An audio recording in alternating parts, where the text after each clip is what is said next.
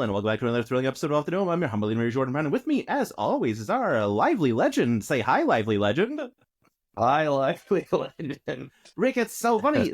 You were such an early interview for me. I wasn't doing the alliterative, descriptor of people yet. So, I went back in my notes because I was like, what did I use for Rick last time? Because I'll just use it again. And I realized, I didn't have one. Because you were the second interview I did, and I hadn't, committed to that part of the bit yet. I'm honored and flattered to be a lively legend. So. I mean, you are the legendary Rick Perry, so it's very exciting. You're still not the first Rick Perry when you Google, but I don't know that you can ever pass a former governor.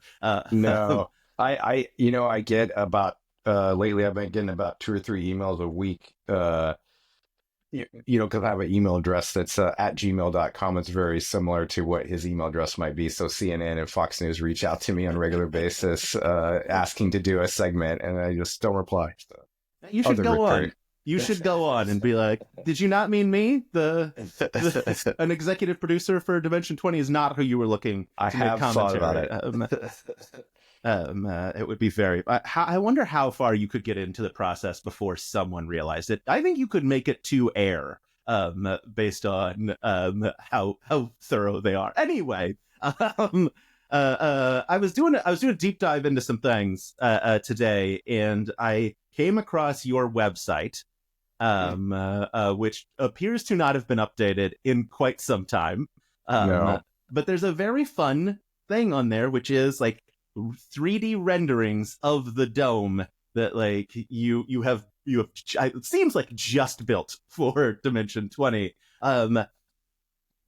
Is it I assume you haven't looked at them in quite a while, but is it wild just to think about what those designs were and what the dome is now? Yeah, it is wild. I mean, that was almost 6.5, 7 years ago now at this point. And, I was recently working on the tables for Madison Square Garden in SketchUp, and this 3D software, and I had brought in a model of Madison Square Garden, with the seats, this massive model to be able to see the space and think about camera angles and stuff. And it was just a surreal moment where I was like, man, this is, very much the exact same thing I was doing when I was trying to figure out how to fit this stupid thing inside an office building, except now it's Madison Square Garden, but it's basically the same thing. It's so funny. Yeah, a little bit different in terms of Madison Square Garden versus how tall can we make something and it not be a fire hazard. Because there were certainly fire hazards at Madison Square Garden. That was a lot of propane that you guys, or whatever, butane, excuse me, that you guys had set up. How involved were you in Madison Square Garden madness? I was fairly involved. I was pretty busy this fall on other stuff for months and months, and then I think in November I started getting kind of more involved in the Madison Square Garden thing as it was kind of really coming together. But by then they had already figured out they were doing that pyro and the sparkles and stuff. There was a lot of really awesome people from that world of live shows, from Live Nation and from Four Wall, who's our kind of vendor for it, that really kind of knew what they were doing and were kind of a lot of them had been involved in the UK stuff, so they were kind of building on that. And so when I got there, they kind of had a lot of big pieces, but they still needed some stuff too. So it was a fun time to plug in and figure out how to add to it, to what they were doing, and also try to help kind of conform what we were all doing a little bit more into something, similar to our regular show, in as far as format and camera angles and all that sort of stuff. So. Yeah. It was super cool. I mean, it was an amazing show. I ran into you first in an elevator and was so excited. I hugged you and Carlos. Yeah. But it was because I had a press ticket, and I knew I wasn't going to get to go up and interview Brennan 5 minutes before. I knew like the New York Times is coming in to do that. I know, but security still let me hang out inside, waiting and to go in, because I think it was also the ADA entrance. And they're like, we'll scan tickets here. You can just stay here. And I was like, incredible, because it's 20 degrees outside. Yeah. I would very much like to stand inside. And so it also was where like you and Carlos were headed up to the floor. It also worked out incredibly well for me because I stepped off the elevator and I was third in line for merch. And then I don't know if you ever saw what happened, but the merch line wrapped around all of Madison Square Garden because everyone wanted it. I didn't get to see it all, and in fact, Carlos and I were down where we weren't supposed to be because we were just sort of like, "Do you want to go? Do you want to go see the line? Let's go see the line." And we were like, where do we go?" Because we've been working all day, like in the behind, the stage down there, and so we just took off, and somehow we found our way up there, and that place is like a real big maze or dungeon, and then, yeah, we were seeing the lines, just in the lobby there, and you could see, it went to past the edge of my ability to see further, but I heard it was wrapped around. Yeah. No, like there were people didn't make it in time to start the show, to see the beginning of the show, because the lines were so long to get in. While I was standing at security, they commented that it was crazier than a Fish concert, which feels wild. Like, that's a hell of a compliment. Like they were like, these nerds, holy cow! It was just like them talking about, because they were watching on like the security cameras, and like the lines go all the way around the building, and it's like, yeah, people are serious about this. It Wild. was such a fun show. Obviously, you had an iconic moment where you got to bring out a giant D20. In the greatest hat that's ever existed, not the one you're currently wearing. Where did the orange hat come from?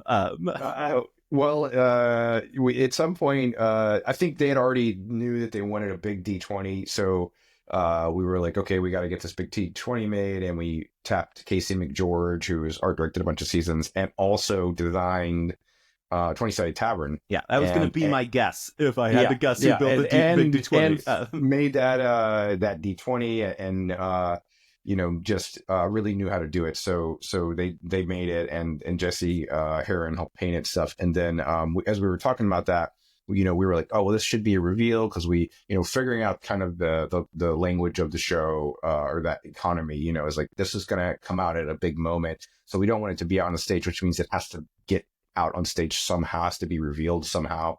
And we were like, oh, somebody can bring it out. And then I think Shawbach was like, oh, Rick Perry has to bring it out. And then I was like, I mean, I would do it. Yeah, that sounds wild. And I'll come out to cheer a cheering crowd at Madison Square Garden. Doesn't seem that bad. I didn't know that was going to be like that, but I knew it was going to be something fun.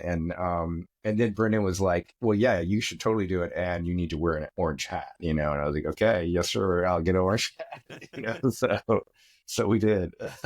Was that an off the shelf like hat, or it was somebody? It's from Amazon. I spent a minute trying to figure out what, looked at some like cowboy hats, orange cowboy hats and stuff, and that was kind of like a decent one that wasn't like super cheapo one, but that would get there fast. Yes. It was such a great moment. I also I clocked it as you were coming out, because I was front row, which was very fun and wild. And like I was sort of catty corner from where you came out. And so I saw it, and there was a moment where I was like, oh, everyone is so intently focused. All the Intrepid heroes are so intently focused on this giant D20.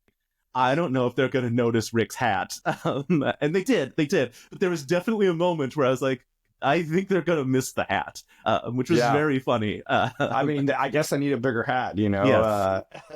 It was funny because, like, with the cast, we had rehearsed the D20 before, we had to let them know how it would feel to throw it and kind of where to throw it and stuff. And, but they hadn't seen the hat. So I was waiting to see their reaction, and I think at least Lou made a comment about, that's a really nice hat or something like that. Yes. So Yeah. It was worth it. I'm so excited to see the final product, because obviously, like, being there was amazing. Like I said, like especially like there was so much pyro, and being in the front of it. I mean, it was hot. I think everywhere. In like people that I talked to were like, I was in the nosebleeds, and it still was very warm when the pyro went off. I was like, yeah, you should have seen the security guard the first time the pyro went off unexpectedly, because obviously like, they expected it at the beginning, but there's a time in the show where you're kind of not ready for it, and he like jumps because his back is to one of those, Yeah. and like all of a sudden just like heat. And but I'm so excited to see the final product, because I Yeah. mean there were I mean I counted at least 9 cameras that were recording. um Yeah, I think it was more. I'm forgetting now, but I believe it was over 10. It was like 11 or 12 cameras, which is even more than, of course, than we normally have on a show. And our director, the camera director was Sandra Restrepo, who's amazing and does like the Oscars, and like she's like a huge live to tape kind of director, and her team were awesome. But it looked, everything I saw back there. I mean, you guys got to see it in the jumbotron stuff, but we were looking at it backstage, and it just all looked so good. And it's also like we had that steady cam shot that came in to pick up the box of doom and the other stuff, and I just thought that was so cool, because like our show generally is like very static as far as camera positions and stuff. Like sometimes they tilt and pan, but generally everybody's sitting down, so to bring in that like dynamic movement was very cool, and I think something we'll hopefully do again.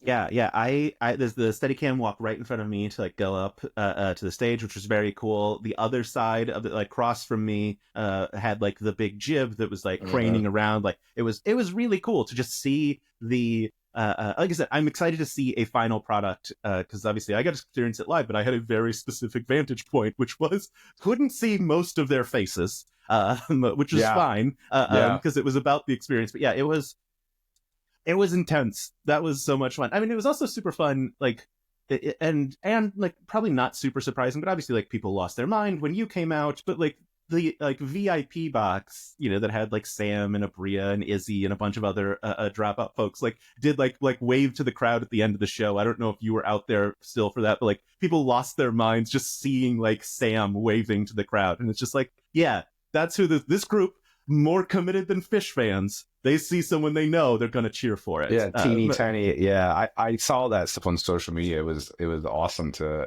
see. I didn't even clock that. I knew they were up there, but I didn't clock it during the show. But yeah, it seems like that was it kind of blew me away. Like how people are. I don't know. Just in general, it's it's hard to comprehend. Like that amount of people coming together in one place and time to share this kind of thing that didn't exist 6.5 years ago or whatever. Like it's sort of mind-blowing and powerful. It was, being down there when I got to bring the die out, and it was like being on the moon. It was so loud, and I mean, thank goodness I had a job to do, or I wasn't like passed out. But I couldn't hear anything either. Bernie and them were talking, and I was like, because they have in-ear things, and I just couldn't hear. It was so loud. But I heard people yelling my name, and thank you, Rick Perry, or we love you, Rick, or whatever. It was like just so moving and just unreal, kind of. That part of it. But yeah. Yeah, I mean, that's one of the things that, I mean, we've talked about it before. Obviously, like, one of the things that I love about Dimension 20 is the amount of credit that they give, very much deservedly so, but credit to crew, where it's not even just, like, it's not just you. Like, Brennan has a list, and he's going to read every name on that list. Or, like, the Titan Takedown the trailer came out today, and in the FAQ, I think yes, in the FAQ it was like, here's the full credit list for the season, and like people, not just me, clicked on it to see like who did what in the season, and I was like, that's so wild to me, because like I did it because I'm gonna look at that list to be like, who should I be interviewing after this season, but some people are just like, I want to know who did what on the season, and like the fans really care about that stuff, and I think it's because D20 like drives that point to make sure that like credit is given where credit is due, and so totally. yeah.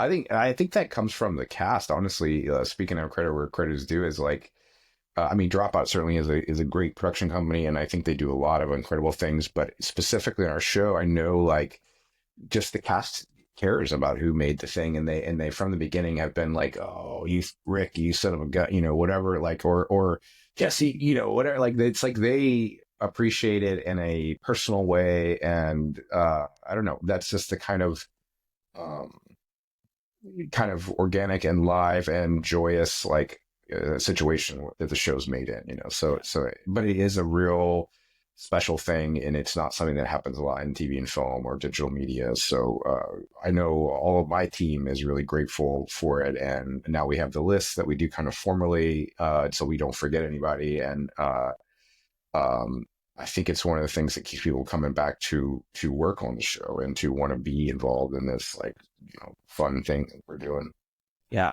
I mean, like, where else? I mean, look, not a lot of shows have like talkbacks, but like, where else would you have a talkback that's called Three Cheers for Jesse Heron? Like, you're just not gonna see that anywhere else. Oh, what a delight. Yeah.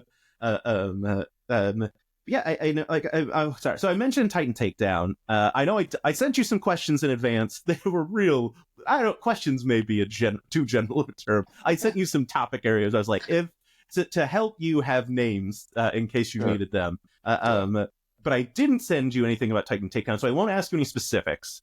Other than You can ask specific, that's fine, yeah. But I can't say so much because it hasn't come out yet. It hasn't come out yet. But yeah. I'm curious about turnaround time for Titan Takedown, because it feels like it was filmed not that long ago. So like post feels like it was very quick.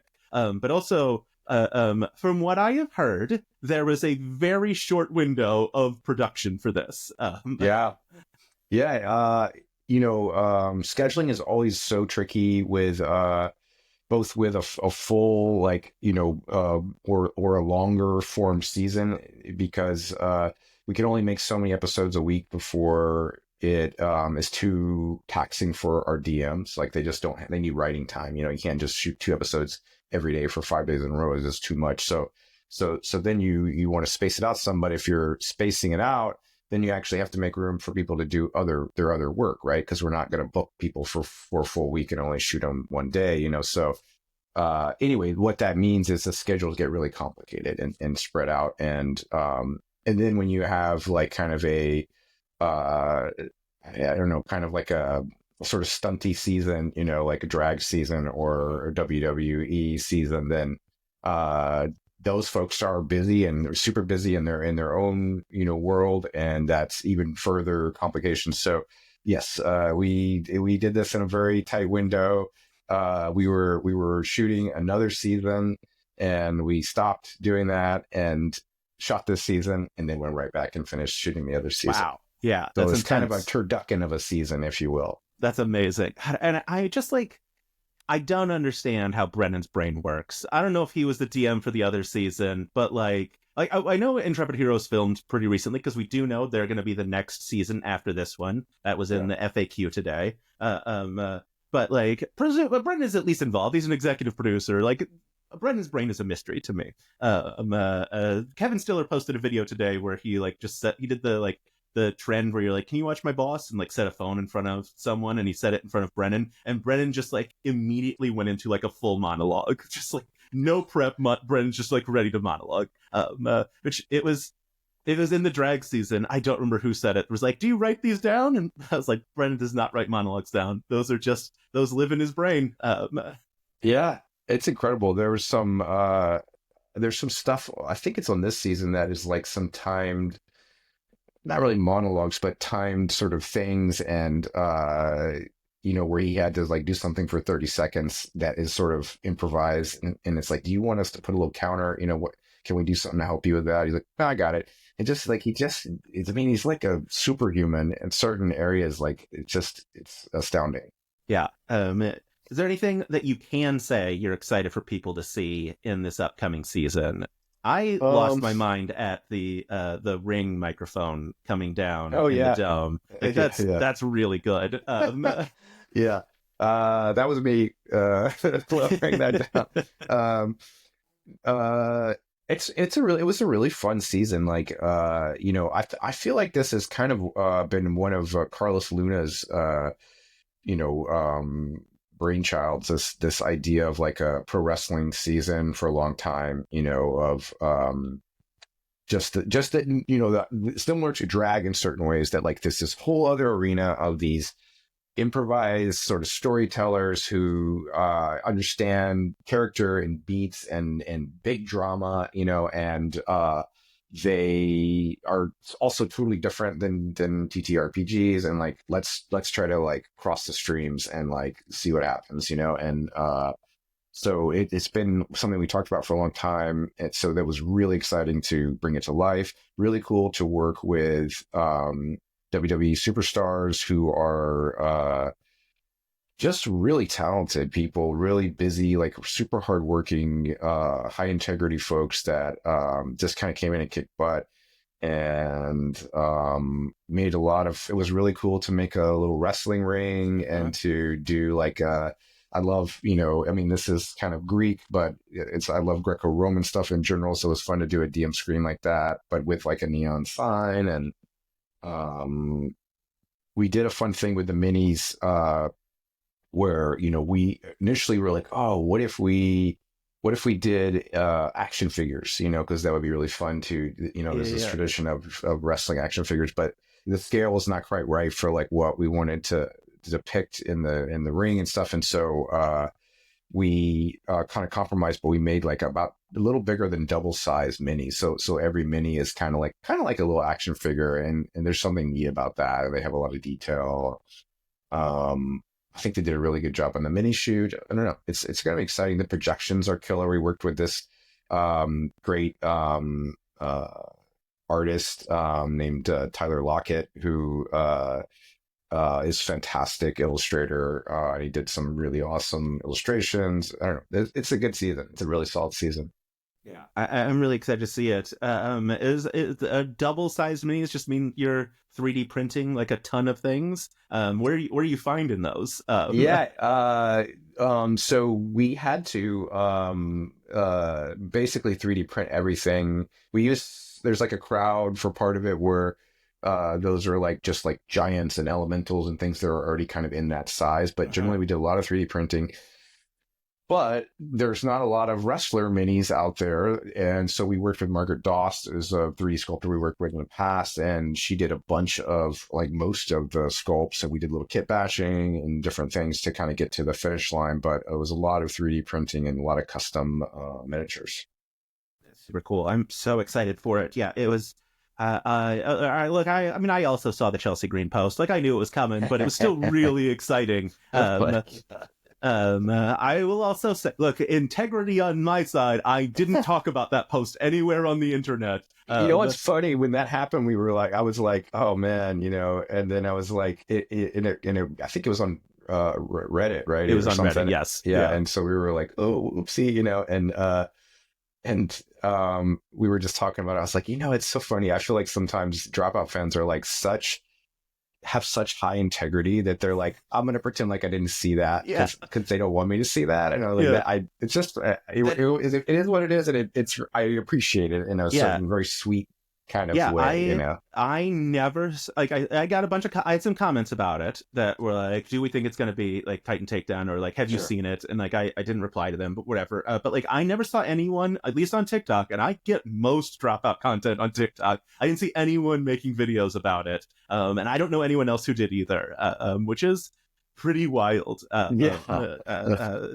yeah, it was a very funny, like, I'm sure for Chelsea had to be like like, what are the odds someone's gonna like know or care? And oh boy, as soon as somebody that was both a WWE fan and a Dimension 20 fan saw it, it was off to the races of just like, but yeah. We also, like, I mean, we're just coming off of, according to Jess Ross, this is going to be the second drag season in a row, because wrestling is drag. But we're coming off the actual drag season. Yeah. It was her whole Smarty Pants presentation. It was very good. Cool. We're coming off the drag season, Dungeons and Drag Queens 2. Was it the dragon track map the most complicated thing that you guys have built to date? Like, it felt very complicated. It was really complicated. It's definitely not the most complicated thing, considering all the stuff that we have built that has not come out yet this fall. But it is in that realm. Yeah, it's one of those things where the idea. Brennan is talking about, like, what is it, a Rube Goldberg type of machine, and a ball track, and there's like this dragon and all this stuff. And so trying to figure out how to have that be in a map in a way that is functional, right? Which is actually quite tricky with gravity. It's like hard to, there's certain things you can't really fake. And there's a lot of stuff we fake. Most of the stuff is fake, but certain things have to work. And then so to have it to be where it was like continually active throughout the course and had a mechanical connection and had a in-world explanation, that sort of like tied in and all this sort of stuff.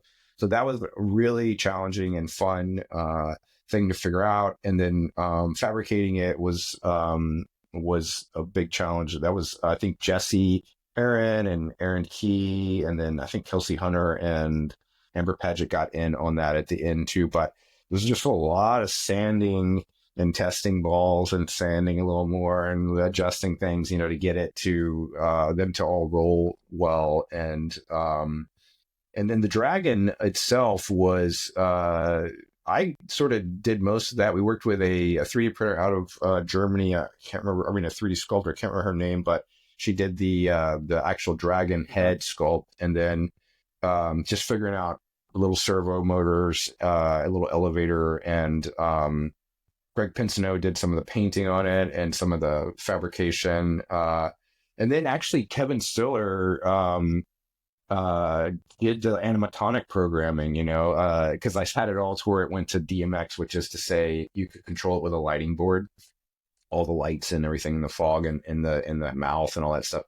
And so he was like, "Oh yeah, I could do this." And then I think he kind of got into it, and he was like, he ended up coming in and working like a whole Saturday because it was like way more complex just to do like a 30-second kind of thing, but it looked great. He killed it, and yeah, it was a fun one. That was I love a battle like that. It's like, not only is it so gratifying it's a joy to make and all that, and it's so joyous to see the players and Brennan, everybody so ooh and on it, but just be so inspired by it. Like, you can feel the like joy, coming off of them to play with this thing. And then, afterwards, every once in a while we'll get from Brennan, I'll check in with him and he's like, "That was an all timer, man. That was a good one." It's like, you get that. You're like, "Yeah, we did it." Yeah. So.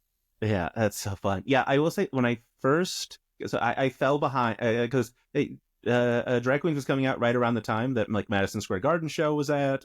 And like, it's like, a bunch of stuff happened and I fell behind on the season. So I started seeing the behind the scenes stuff that your crew was posting before I saw that battle episode, which is fine. Like, that's on me. Yeah. If I don't want to spoil it, I gotta be up to date, which is fine. But when I first saw like the dragon and things, I was like, did Rick cut a hole in the table for Brennan before he cut one for Abria? She's gonna be so mad about it, because it looked like because I thought the dragon was gonna fully like I didn't realize there was a block of ice. Like, I thought like, oh, this dragon is emerging from this, and there's a hole in that table. No, there's definitely a few holes in the table now, so but not one for a dragon to come out of, unfortunately. Yes. Yeah. It was that was such a fun battle. Obviously, the Kraken, so fun. I have to know, are the tentacles back on? Were they able to be reattached? I think that, I don't remember what they did for the mini shoot. It is possible to reattach it. So that whole thing that's kind of like Kelsey Hunter's baby. Like, she sort of it was our shop lead. She sort of like took that on because she had a lot of experience working with silicone, and so she like sculpted those tentacles and then made a mold, cast the tentacles in silicone with like an armature inside, so they can move. And then like she was out there like spraying tinted silicone, like painting it and stuff. this really big, and then, so she made all these individual tentacles and made this body and sort of like had to bind it all together to work. And the cutting of them off, there's times where the part of the job is like figuring out the minutia of like what's going to happen. It's like, clearly they're going to cut off some of these tentacles. Like, that's just what's going to happen. That's what you do in these kind of situations. So then it's like, well, do you make them so they are pre-cut, or, how do you do it? And we just were like, you know what, we'll just cut it off and then we'll figure out how to reattach it later. So that's what we did. Yeah, it was so much fun. Like, it was the only thing that was a bummer about it being the Queens is it felt like, had it been like the Intrepid Heroes, they would have melted down at you coming in and cutting the tentacles off. The Queens were just like, this is fun. Like, it felt like the folks who've been there a lot would have been like, what are you doing? Like, there would have been a moment of like panic from them. But yeah, it was so fun to just like Brendan be like, Rick, and like you come in with just like shears to like chop apart this Kraken. Such a fun element to that battle. That was the thing where I was like, I knew we needed like these really good snips to be able to get it off. And so I was like, all right, Brendan, here's the snips if you have to cut it. And he was like, it's like that. And I'm like, you want me to come in and do it? It's like, yeah, why don't you come in and do it? But, well, because Brendan was also wearing the longest nails he'd ever worn. Exactly. Yeah.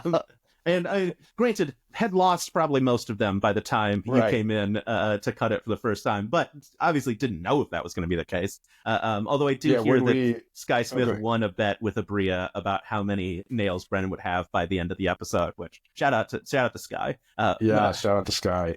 We when we were cleaning up after the other season that we went back to, we found a couple of nails around the place.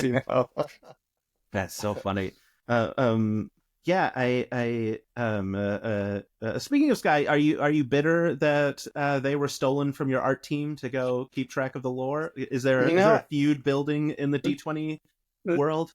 I'm not bitter, but I am, I am proud of, that Sky, came from the art department. I mean, Sky's awesome. Sky, we were never going to be able to hold on to Sky for very long, but Sky is great. And it definitely was we had like, because there's a whole aspect of it that's like the minutia of character sheet and D&D rules and spell cards and keeping track of that. That's a huge lift on our part, because we have to make like spell cards and character sheet. We have to make physical things that all need to be up to date and blah blah. Anyway, so when we got Sky to help us with that inside the department, it was like, this is great. Sky is the best, who's ever done this. This is incredible. And then, the show has continued to grow, and everybody was like, oh, really need someone to help Brendan with like lore for the post side and like sort of bridge post and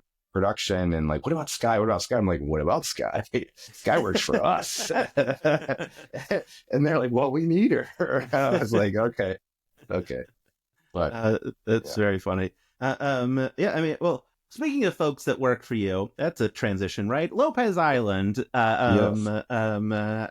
Is there a bigger demand from folks now, like post the legendary Rick Perry, like post the documentary? Are people like, I got to get to Lopez Island to work on this, or is it still just like your core folks, your Jessies and Ravens up there, really living out in the wild? Yeah, well, it's been mostly the core folks. We Jesse was here today working on stuff, and we worked a lot in LA in the last couple of years since that doc. Weirdly, kind of we sort of started building up here on Mice and Murder. It was just me and Shane, in like a COVID bubble for months and months. And that was partly because of COVID, right? It was like we could build remotely and we can ship stuff down there. And then we built a few seasons here, and I live here, so I try to do all my design and develop stuff here if I can remotely and be close to my family and stuff. But in the last couple of seasons have just happened so fast that I only have so much capacity up here. And there's a point at which it's like, well, if I need 14 people working, and I need a bigger shop, and I need to be where the 14 people are, which is LA. So anyway, we try to work up everyone we can. I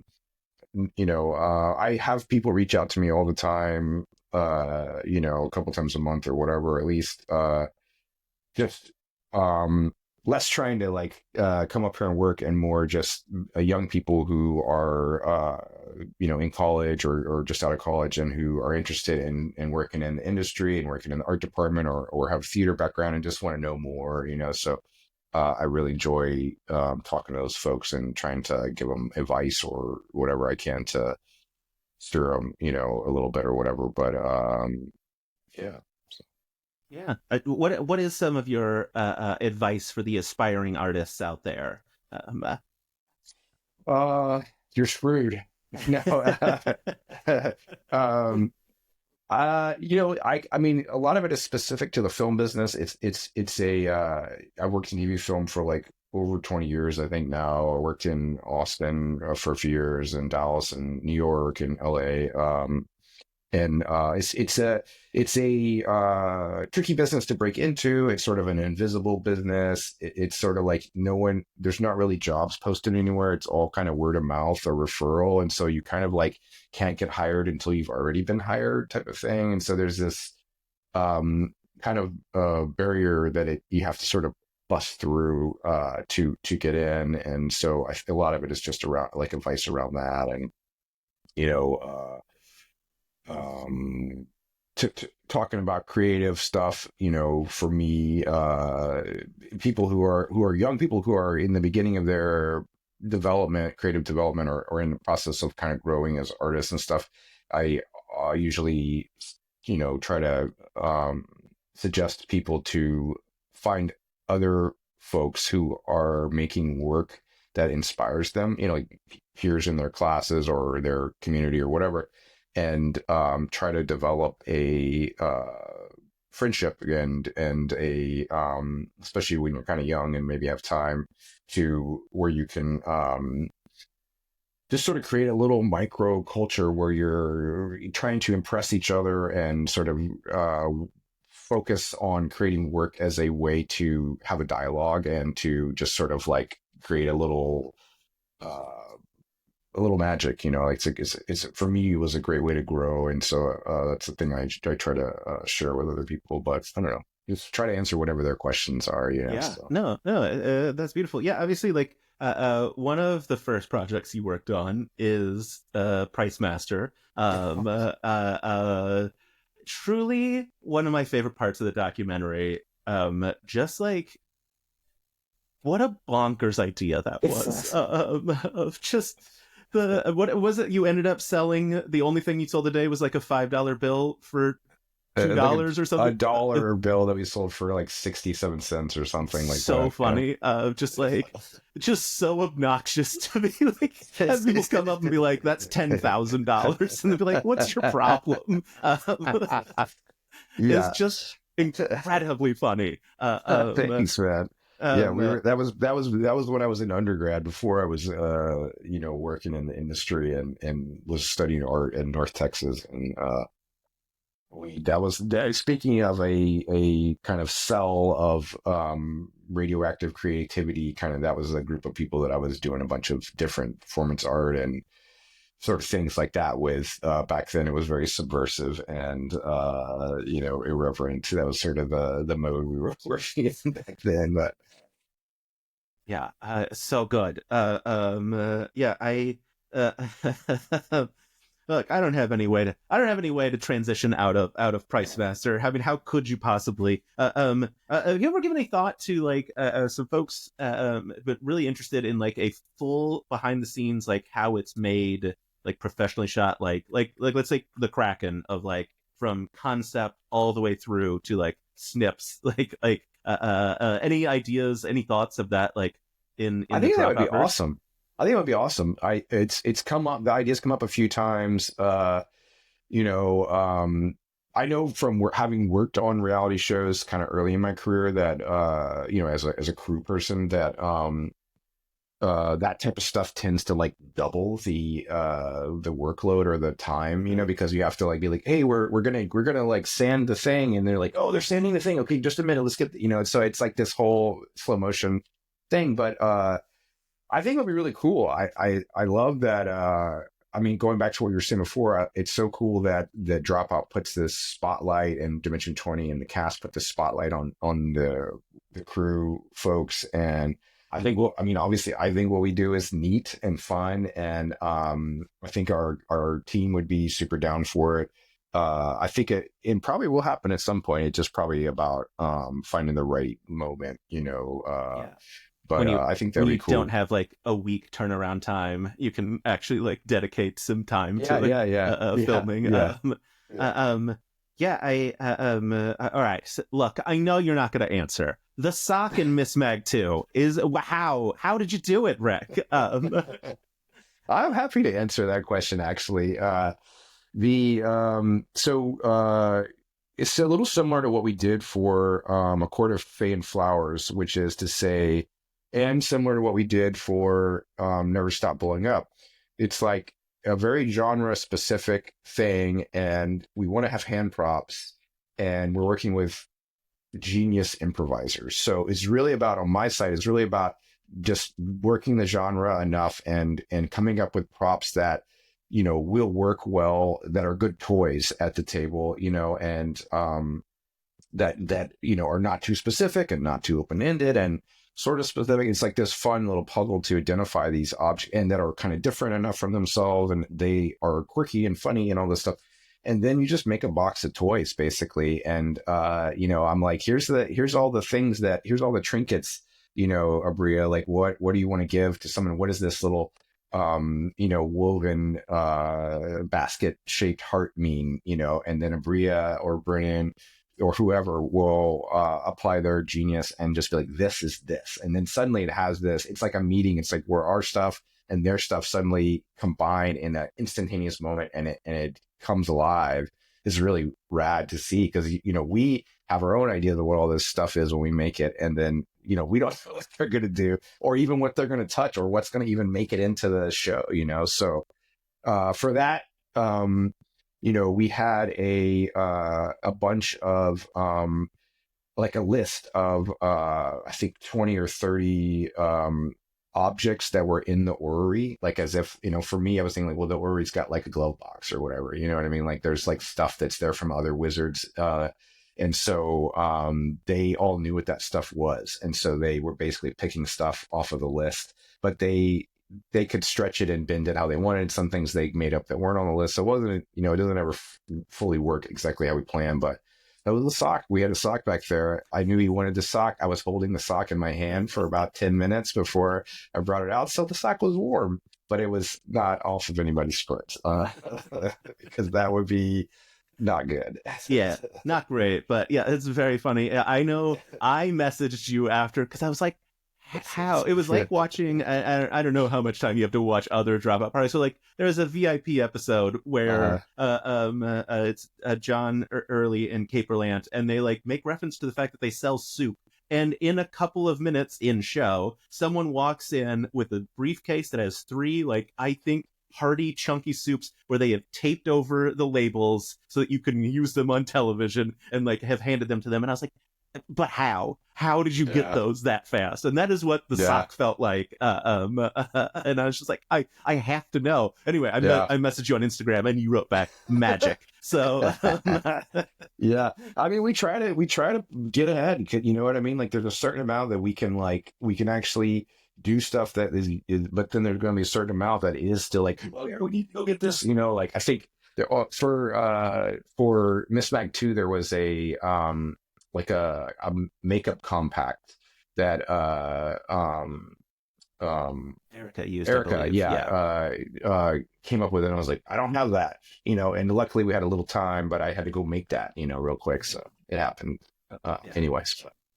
That's very fun. We're coming up on time here. I'm curious, is there a non D20 creative project that like keeps your juices flowing? Is there anything you have time to work on that isn't everything that is behind you. Yeah, I live on this homestead up here, so there's always plenty more stuff that I can do up here between, mowing the fields and the garden and whatever. But we're actually, I just had a meeting with my friend Nova and a friend in Denton, and we're going to try to, in this next year, get a thing going to get a Price Master statue put up in Denton, like a big bronze statue, like on a pedestal that, occasionally will be like, "Make that over," so, and I do drawings and paintings and other stuff, so whatever. That's delightful. Well, now I'm going to have to, I don't live that far from Denton, in this you'll grand have to go scheme take a of things. selfie at some point. I'll take a selfie in front of the Price Master bronze statue. Oh, that's so good. Anything else? Also, like anything that you're seeing out there that is inspiring you creatively? I don't know. We've been watching Severance. Obviously, that's a really incredible show. My wife and I've been watching that.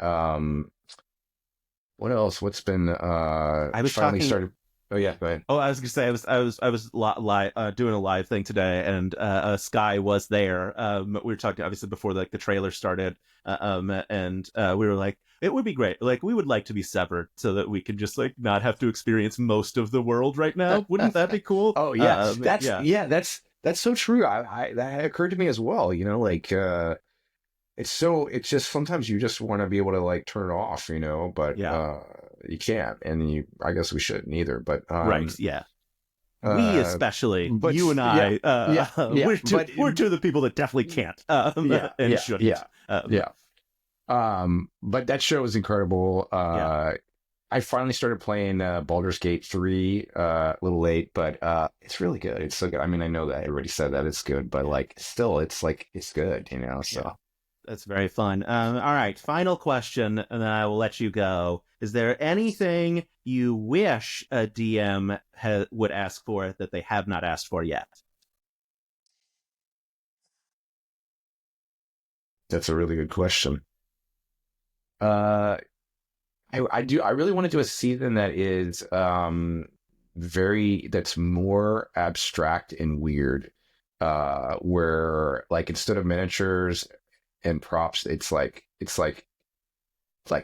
almost like hard sci-fi, but like absurdist, where like the props, the like miniatures are like a pyramid, and like a puddle of ooze, like what does this mean? And it's like, has this kind of like Ray Bradbury, almost like a weird alien texture. I love stuff like that. I think that would be a really fun, and that would be really funny to make fun of. But I don't know. I mean, pretty much every time Abria comes around, the doors get blown off. So I just wait for the next time. Yeah, she comes around and is like, cut a hole in the table, and I would like a hologram, please, and thank you.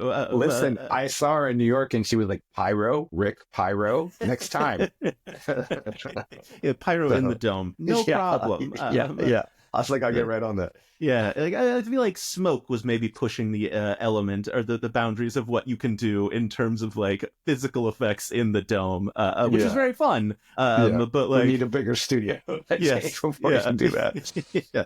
Oh, Rick, this is absolutely delightful as always. Thank you so my much. Pleasure. Look, there's no way that people don't know, but if people want to follow you on Instagram where you post incredible things as well as very like important political things that everyone should be paying attention to, where can they find you? Yes, come see my rabid political post at Richard H. Perry on Instagram, and I'm on Blue Sky also. I think I'm like Rick Perry Dash or something on that one, but it's a little different. But you could probably, I'm sure you could find me. So. Yeah, just don't follow the former governor. That's the key. Yeah. Amazing. Rick, thank you so much. Thank you, man. I still don't know how to end an interview, so I'm just going to hit stop recording.